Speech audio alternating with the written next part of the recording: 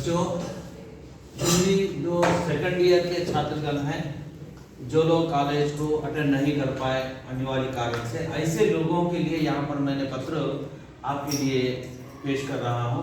और जो लोग संदिग्ध व्यवस्था में हैं, पेपर कैसे लिखना, क्या लिखना कहकर, उनके लिए यहाँ पर मैं जो ये प्रश्न पत्र पेश कर रहा हूँ, ध्यान से सुनिए।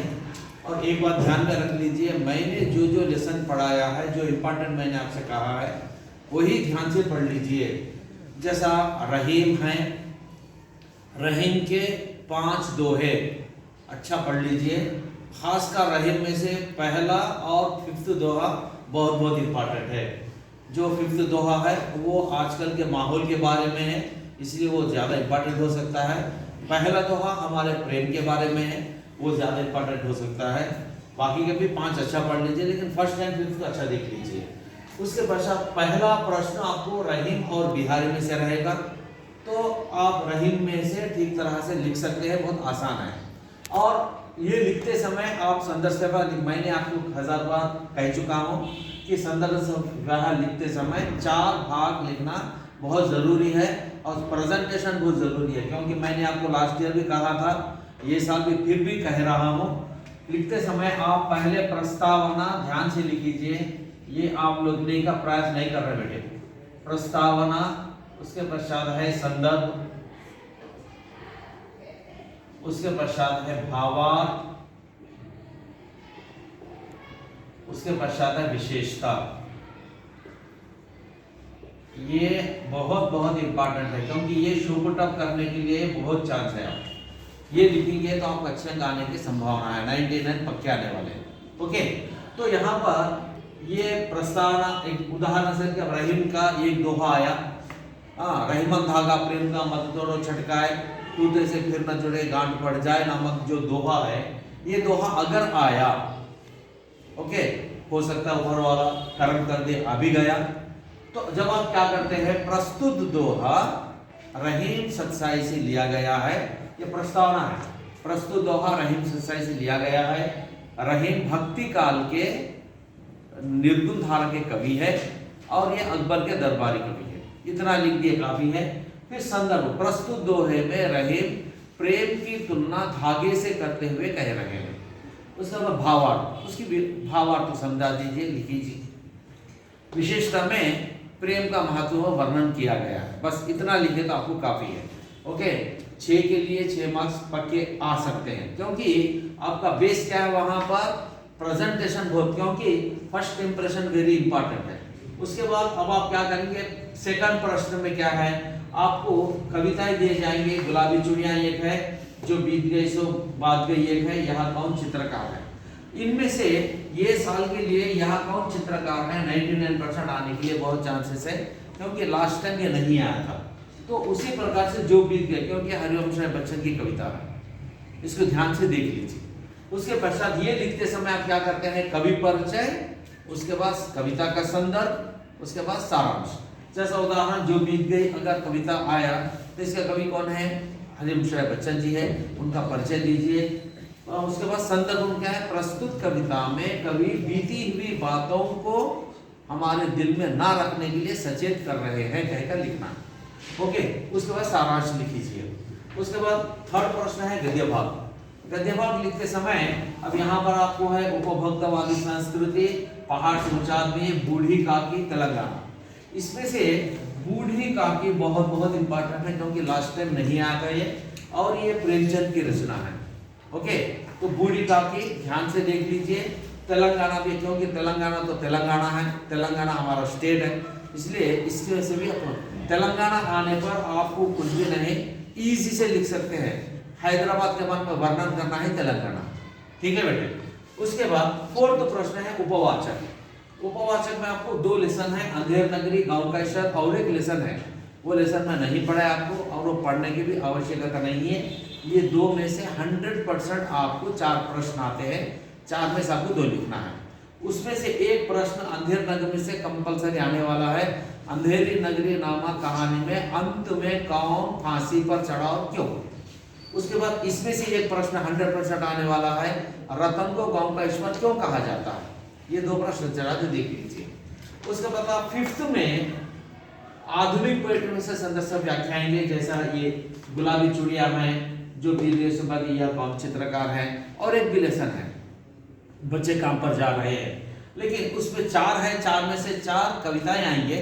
4 में से आपको 2 अच्छा देख लेते तो काफी है। गुलाबी चूड़िया, क्योंकि गुलाबी चूड़िया में से जो पिता की वात्सल्य भाव बना है इसलिए आ सकता है, जो बीत गए हमारी जिंदगी के बारे में आ सकता है। उसके पश्चात 6th प्रश्न में प्रोस में से फिर यहाँ पर उपभोक्तावादी संस्कृति, पहाड़ सोनचांद में बूढ़ी काकी तेलंगाना, तो इसमें से बूढ़ी काकी पहाड़ सोनचांद में से 100% आने के लिए चांसेस है। ओके बेटे, ठीक तरह से देख लीजिए। उसके पश्चात ये लिखते समय आप क्या करते हैं, ये पद्य भाग का सारांश लिखते समय कवि परिचय कहकर लिखना है, गद्य भाग लिखते समय लेखक परिचय कहकर लिखना है, ये आपके लिए सुपुटअप है। उसके पश्चात है यहाँ पर 7th प्रश्न में फिर पद्य भाग में से आपको कवितांश दिए जाएंगे, मतलब सेम इसमें से कवितांश आएंगे, उसका संदर्भ व्याख्या लिखना है। फिर 8th में से प्रोज में से कवितांश दिए जाएंगे, संदर्भ व्याख्या लिखना है ना, यहाँ पर प्रश्नोत्तर लिखना है। सॉरी, इधर संदर्भ व्याख्या हो चुका है। यहाँ पर क्या है, आपको 6th क्वेश्चन 7th में पद्य भाग में से 4 प्रश्न आएंगे, 4 में से 2 प्रश्न लिखना है। उसके बाद गद्य भाग में से 4 प्रश्न आएंगे, 2 प्रश्न लिखना है। 9th में आपको नो चॉइस है, 9th और 10th चॉइस नहीं है, 60 प्रश्न है, 60 प्रश्न पूरे पढ़ लेना। टोटल प्रश्न आपको कितने हैं, 40 प्रश्न है, 40 प्रश्न तो आपको कंपलसरी हो जाएगा। लेकिन 60 प्रश्न लिखते समय आप ध्यान देना जरूरी है कि क्योंकि आप शॉर्ट फॉर्म में मार दे रहे हैं, ये शॉर्टकट मत मारिए। जैसा उदाहरण सकते हैं, उपभोक्तावादी संस्कृति में लेखक ने किन चीजों को फूहड़ कहा है, किन चीजों की जगह क्या करते हैं आप पिज्जा और बर्गर कहकर लिखते हैं। फिर क्या लिखते हैं पर उपभोक्तावादी संस्कृति में लेखक ने पिज्जा और बर्गर को फूहड़ कहा है, इस तरह से लिखना है। यहाँ एक पहाड़ से ऊंचा आदमी नामक कहानी के मुख्य पात्र कौन है, तो वहां पर पहाड़ से ऊंचा नाम के कहानी के मुख्य पात्र कौन है, दशरथ माँ जी और फाल्गुनी देवी है, इस तरह से लिखना है। ओके बेटे, और उसके पश्चात अब हम आएंगे पार्ट 2 में। अब बेटे पार्ट बी में आपको फिर यहाँ पर भी 40 मार्क्स है, जैसा फर्स्ट ईयर में 40 मार्क्स थे, यहाँ पर भी आपको 40 अंक हैं। पहले आपको 11th क्वेश्चन में फर्स्ट ईयर में आपको क्या था, एक पैराग्राफ दिया जाता था, उसमें से प्रश्न लिखना होता था। लेकिन यहाँ पर क्या है, पत्र लिखना है। आपको 2 पत्र दिए जाएंगे, 2 पत्रों में से एक पत्र लिखना होगा, एक औपचारिक होगा, एक अनौपचारिक होगा। पत्र लिखते समय ध्यान देने वाली बात यह है कि आप जो फुल स्टॉप है, कामा है, यानी अर्धविराम, पूर्ण विराम का बहुत ध्यान रखना बहुत जरूरी है। उसके पश्चात 12th प्रश्न, 12th में क्या है, आपको एक विज्ञापन दिया जाता है, विज्ञापन में से प्रश्न दिए जाते हैं। ओके बेटे, वो प्रश्न को आपको चुनकर लिखना है। उसके बाद जो आपके पुस्तक में जो मटेरियल में मैंने जो आपको जो मटेरियल दिया है, वो मटेरियल में टोटली क्लैरिटी से मैंने दिया है। मेरा मटेरियल जो पीछे मैंने जो 3 आपको ये दिया है विज्ञापन और 3 गद्यांश दिया है, वो 3 अच्छे तरह से देख लेने का प्रयास करें आप लोग। तो विज्ञापन में से आपको 4 प्रश्न दिए जाएंगे, 4 का 4 लिखना है। फिर गद्यांश दिया जाएगा, एक अनसीन गद्यांश कुछ भी हो सकता है, वो गद्यांश में से आपको 4 प्रश्न दिए जाएंगे, 4 के 4 लिखना है। उसके पश्चात अब यहाँ पर 13 क्वेश्चन में संधि विच्छेद है। संधि विच्छेद का मतलब क्या है, यहाँ पर संधि दिए जाएंगे, आपको 8 दिए जाएंगे, 8 में से आपको विच्छेद करना है, खाली तोड़ के फेंक देना है, कुछ भी करना नहीं आपको। विद्यालय विद्या प्लेस आ गए। उसके पश्चात अब आपको यहाँ पर 14 क्वेश्चन में समास आते हैं। समास में भी आपको 8 दिए जाएंगे, 8 में से आपको 5 लिखना होता है समास। उसके पश्चात है आपको 15 क्वेश्चन में मुहावरे 8 दिए जाएंगे, 8 में से 4 लिखना होता है। आ कहकर सेकंड आ कहकर आपको लोकोक्तियां दिए जाएंगे।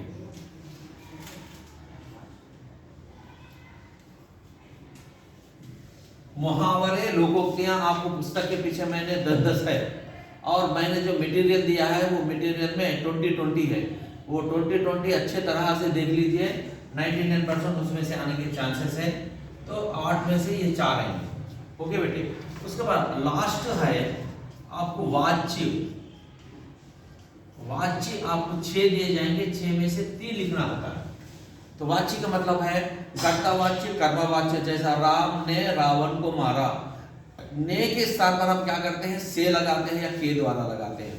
राम से रावण मारा गया, राम के द्वारा रावण मारा गया। तो मैं पुस्तक पढ़ा रहा हूं, मुझसे पुस्तक पढ़ाई जा रही है। इस तरह सबको 6 दिए जाएंगे, वहां भी आपको चॉइस है। ओके बेटे, तो ये आपको टोटली ग्रामर ध्यान से लिखना है। अब सबसे पहले आप दिमाग में रखने की बात यह है, पहले फर्स्ट प्रश्न लिख लीजिए, उसके पश्चात आप ग्रामर में आ जाइए, ग्रामर कीजिए। ग्रामर करने के बाद फिर आप सेकंड क्वेश्चन से लिखने का प्रयास कीजिए, जिससे आप समय को ठीक तरह से तो क्या सदुपयोग कर सकते हैं और अच्छे अंक लाने का काबिल हो सकते हैं। क्योंकि लास्ट टाइम कुछ लोग गड़बड़ करे। क्या गड़बड़ करे, पहले प्रश्न लिख लेते चले गए, आखिर में ग्रामर लिखकर क्या हो गए, गोल हो गए।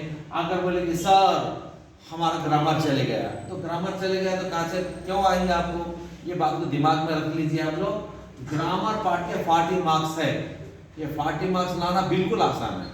ओके बेटे, सारांश लास्ट में लिख लेते बैठो, लास्ट आवर में सारांश लिख लीजिए। पहले ग्रामर पार्ट करना बहुत जरूरी है। ओके बेटे, ऑल द बेस्ट।